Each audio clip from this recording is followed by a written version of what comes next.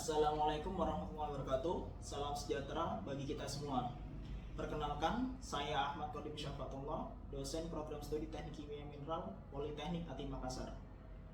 Politeknik Atin Makassar merupakan perguruan tinggi vokasi di bawah naungan Kementerian Perindustrian Republik Indonesia yang berkomitmen menghasilkan lulusan yang kompeten, profesional, dan siap bekerja di dunia industri.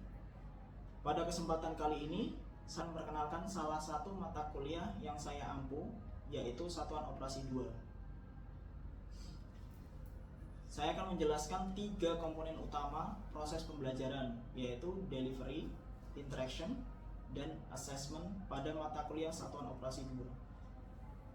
Mata Satuan Operasi 2 merupakan mata kuliah teori dengan bobot 2 SKS pada semester 3 program studi Teknik Kimia Mineral. Mata kuliah ini mempelajari berbagai proses pemisahan atau separation proses yang banyak diterapkan dalam industri kimia maupun industri pengolahan mineral. Materi yang dipelajari meliputi konsep dasar proses pemisahan serta prinsip kerja resin penukar ion, distilasi, ekstraksi, adsorpsi, evaporasi, dan drying. Mahasiswa juga mempelajari perhitungan raca massa, raca energi, laju alir, dan parameter operasi pada masing-masing peralatan sehingga mampu menganalisis proses pemisahan di industri. Perkuliahan dilaksanakan selama 16 kali pertemuan yang terdiri di atas 14 kali pembelajaran, 1 kali UTS, dan 1 kali UAS. Mata kuliah ini mendukung pencapaian CPL program studi Teknik Kimia Mineral, yaitu kemampuan bekerja secara mandiri, menyusun laporan secara akurat, menerapkan matematika, sains, dan prinsip rekayasa, serta menerapkan aspek K3 serta menguasai konsep dasar teknik kimia mineral. CPMK mata kuliah ini adalah kemampuan menjelaskan konsep dasar proses pemisahan dan prinsip kerja sebagai berbagai alat pemisahan seperti penukar ion, distilasi, ekstraksi, adsorpsi, evaporasi, dan drying. Bahan kajiannya meliputi yang pertama konsep dasar pemisahan, yang kedua resin penukar ion, yang ketiga distilasi, yang keempat ekstraksi, yang kelima adsorpsi, yang keenam evaporasi, dan yang terakhir drying. Untuk strategi pembelajarannya terdapat 3 biasanya, yaitu delivery, interaction, and assessment. Pembelajaran dilakukan melalui ceramah interaktif, diskusi kelas, latihan penyelesaian soal, presentasi, studi kasus tentang industri, serta pemanfaatan e-learning. Mahasiswa didorong aktif untuk berdiskusi, bekerja dalam kelompok, menganalisa kasus, dan mempresentasikan hasil analisis melalui pendekatan interaktif lecture, small discussion group, collaborative learning, dan problem based learning. Untuk assessment penilaiannya dilakukan secara berkelanjutan melalui kuis, tugas individu, latihan perhitungan, presentasi, UTS, dan UAS. Penilaian menekankan penugasan konsep, kemampuan analisis, ketepatan perhitungan teknik, penerapan K3, serta kemampuan komunikasi ilmiah. Untuk bobot penilaian asesmen sendiri, ada berapa persennya? Di antaranya tugas 15%, kuis 10%, UTS 35%, UAS 40%. Demikian pengenalan mata kuliah Satuan Operasi 2. Melalui mata kuliah ini diharapkan mahasiswa memiliki pemahaman tentang teknik kimia yang kuat mengenai proses-proses pemisahan di industri dan mampu menerapkan konsep teknik kimia dalam menyelesaikan berbagai permasalahan nyata. Selanjutnya kita akan memulai pembelajaran pada pertemuan yang ke-6 mengenai ekstraksi. Terima kasih. Wassalamualaikum warahmatullahi wabarakatuh. Oke, assalamualaikum warahmatullahi wabarakatuh.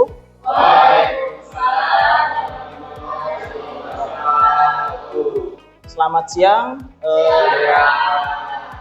Kita ketemu lagi di mata kuliah operasi teknik kimia ya. Hari ini pertemuan ke-6.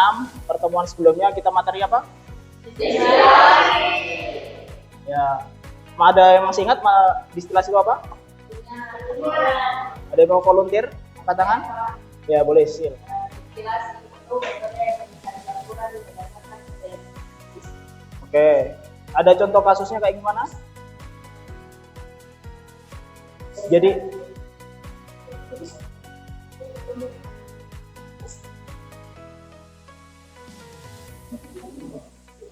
oke, distilasi itu pemisahan berdasarkan titik didihnya kan. Yang dipisahkan ada berapa jenis, ada berapa campuran atau larutan, biasanya 2 atau lebih. Kalau distilasi sederhana biasanya cuma 2 larutan. Misalnya apa? Etanol dengan air. Dipisahkan berdasarkan titik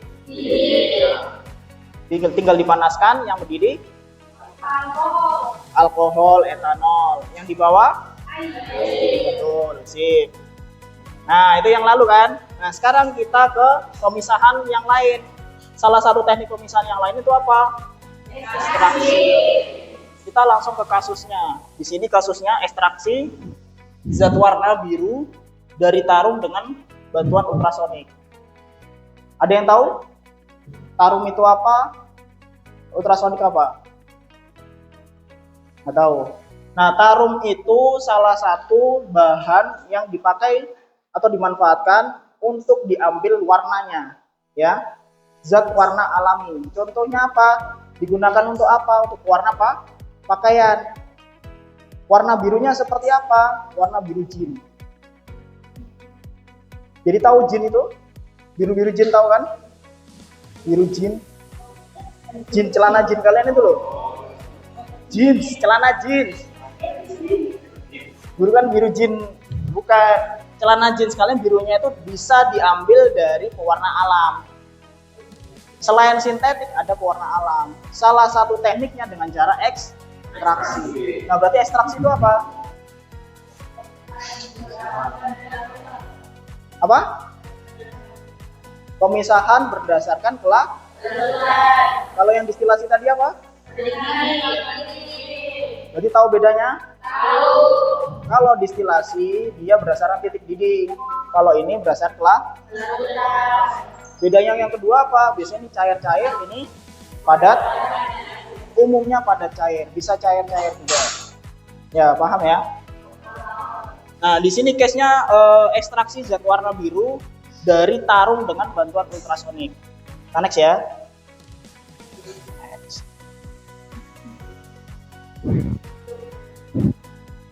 Nah, kita belajar materi hari ini yang pertama pengenalan zat warna indigo, market pasar indigo, kenapa penting sekali indigo, terus teknik ekstraksi zat warna, dan beberapa penelitian tentang ekstraksi.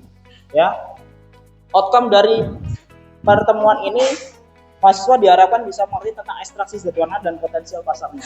Jadi kalian nggak hanya cuma tahu tentang ekstraksi, tapi tahu manfaat dari ekstraksi dan produknya. Ya. Nah, seperti yang saya jelaskan tadi, zat warna gunanya apa sih? Zat warna macam-macam. Zat warna, Oke, salah satu contoh bahan yang dapat dimanfaatkan zat warna apa? Beberapa tanaman. Contohnya apa? Indigo.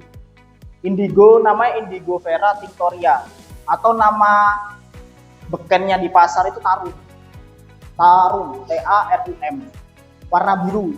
Biru yang kamu pakai di sini tuh. Nah, tuh jadinya kayak biru, tapi birunya lebih gelap. Paham? Nah, itu salah satu jenis tanaman yang bisa dimanfaatkan sebagai zat warna.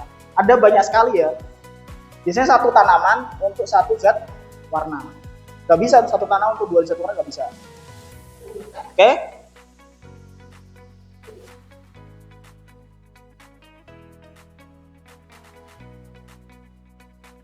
Nah, ini contoh warna indigonya. Karakteristiknya itu rumus kimianya C16H10N2O2, massa molarnya sekian, densitasnya sekian. Nah, indigo itu didapat dari mana? Indikan. Indikan itu di mana? Dari tarumnya. Jadi tarumnya itu diekstrak dengan air, dapatnya indikan, terus dipresipitasi, hasilnya nanti indigo biru. Ya, gitu. Secara garis besar seperti itu, ekstraksi terus dipresipitasi. Presipitasinya menggunakan apa? Biasanya kapur. Gitu. Hah? Betul. CaCO3. Bisa pakai CaCO3, bisa pakai CaOH, bisa pakai CaO. Pak, bisa nggak menggunakan bahasa yang lain? Bahasa yang lain untuk mengentalkan, untuk mengkoagulasi itu masih dalam kajian, bahan kajian. Yang selama ini masih yang capable atau bisa itu cuma CaO, Ca, CaO3. Sama seperti ekstraksi nikel dan sebagainya umumnya. Pasti ada ekstraksi dan resitasi. Cuman di sini produknya berupa zat warna. Ya gitu ya. Nah, kenapa sih penting zat warna indigo? Tahu harganya itu? Itu kalau di pasaran internasional. Harga pewarna alami indigo pasta. Pasta itu apa? Yang pasta, tahu kan pasta? Yang kayak pasta gigi itu loh, pasta. Per kilonya 98.000. Harga natural indigo powder 10 gramnya 35.000. Serbuk warna alami indigo dye gemai itu dari itu 50.000. Nah, itu bisa dilihat sendiri itu. Nah, jadi sebenarnya banyak potensi dari bahan alam. Dengan satu teknik ekstraksi saja kita bisa meningkatkan nilai jualnya. Gitu. Ada pertanyaan sampai sini? Ya, boleh.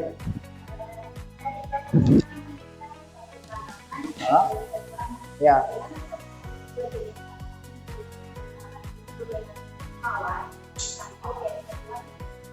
Gimana? Harum.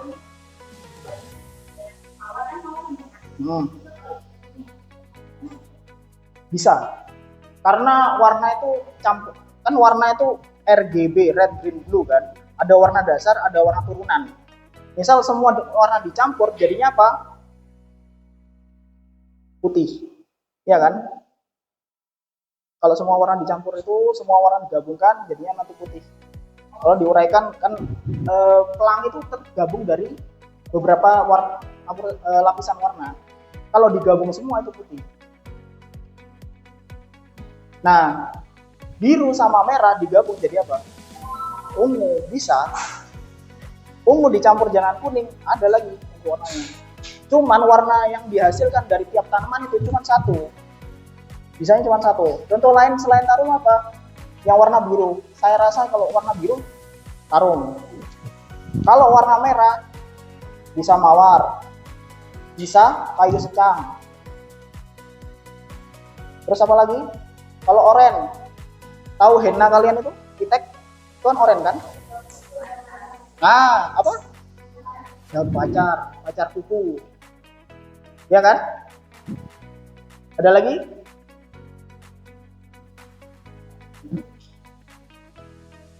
Warna merah, warna hitam, warna hijau. Kalau hijau biasanya dari dedaunan karena mengandung klorofil.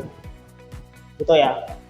Jadi semua bisa dimanfaatkan, tergantung potensinya di mana dan cara ekstraksinya di mana. Nah, macam-macam teknik ekstraksi sebenarnya ada banyak kan? Ada yang pernah dengar? Maserasi, sokletasi, microwave, superkritis, ultrasonik. Ini yang biasa di beberapa jurnal bahas dan sudah ada diterapkan sampai skala industri. Contohnya apa? Maserasi, microwave belum, ultrasonik kayaknya hampir mau di skala industri. Ya. Nah, maserasi itu apa? Perendaman, betul. Maserasi teknik ekstraksi paling sederhana, cuman direndam. Intinya apa sih? Berdasar kelarutan kayak gimana? Ini misalkan analoginya begini. Kita mengambil sesuatu bahan di dalam bahan lain. Ini bahan satu, di dalam bahan lain diambil menggunakan pelarut. Makanya dinamakan teknik pemisahan berdasarkan dia larut. Paham? Nah, maserasi direndam, air itu langsung masuk sendiri. Seperti kalian bikin kopi ya, dibikin aja kan udah larut. Iya toh? Gitu. Nah, sokletasi itu berdasarkan titik didih larutnya. Titik didih larut tapi di dalam fase cair. Makanya tetes-tetes tuh. reflux, nah betul. Terus yang ketiga itu microwave, pemanasnya menggunakan microwave.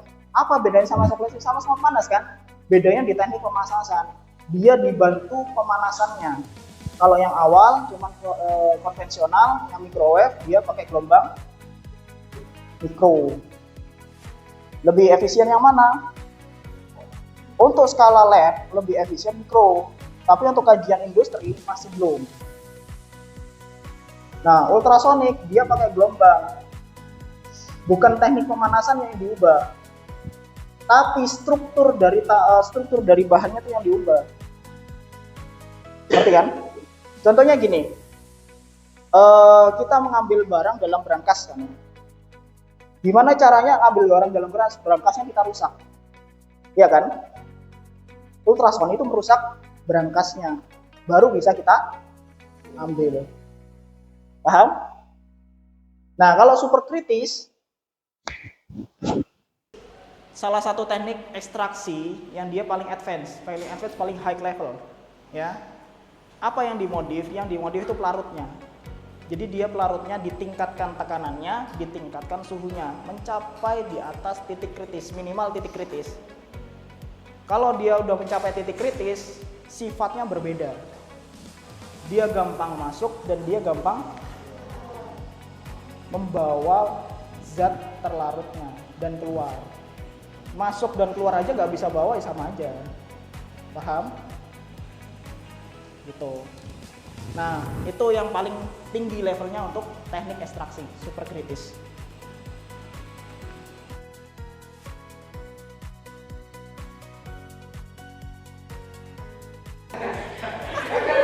Oke, itu penjelasan untuk teknik ekstraksi dengan super kritis. Ada pertanyaan sampai sini? Nggak ada. Kita next. Nah, kalau secara garis besar yang paling umum digunakan itu ada 3. Soklet, ultrasonik, dan microwave. Ya, ini yang kita gunakan di lab. Soklet, keuntungannya apa? Yieldnya termasuk tinggi, tapi banyak kelemahannya. Volume, waktu, kualitas produk masih kurang. Kalau ultrasonik yieldnya lebih tinggi daripada soklet. Waktu yang diperlukan itu lebih singkat, kualitas produk lebih baik. Sama juga dengan microwave, yieldnya tinggi, waktu yang diperlukan singkat, tapi ada kelemahannya. Kalau microwave itu untuk bahan-bahan yang mempunyai degradasi termal itu kurang bagus. Apa degradasi termal? Kalau misalkan misalnya zat-zat alam rusaknya di suhu 70, dia ini cepat rusak kalau pakai microwave. Contohnya apa? Misalnya ini kafein, kopi lah. Kenapa kopi itu diseduh yang enak itu suhunya 70 sampai 80 derajat? Ya karena itu degradasi termalnya di sekitar situ. Kalau di atas itu rusak, kafeinnya hilang. Yang kalian seduh apa? Ya ampasnya. Begitu. Ada pertanyaan sama sini? Oke. Ya, itu materi kita hari ini. Kita ketemu minggu depan. Sebelum saya tutup, saya kasih tugas ya. Ya, tugasnya sederhana saja, membuat laporan review jurnal saja, cukup 1 jurnal. Ya, dikumpulkan minggu depan, ketemu lagi dengan saya di jam yang sama, di hari yang sama. Oke? Ada pertanyaan sebelum saya tutup? Aman? Aman, Pak. Oke, saya akhiri pertemuan kali ini. Wabillahi taufiq wal hidayah. Wassalamualaikum warahmatullahi wabarakatuh. Waalaikumsalam warahmatullahi wabarakatuh. Tugasnya beneran ya?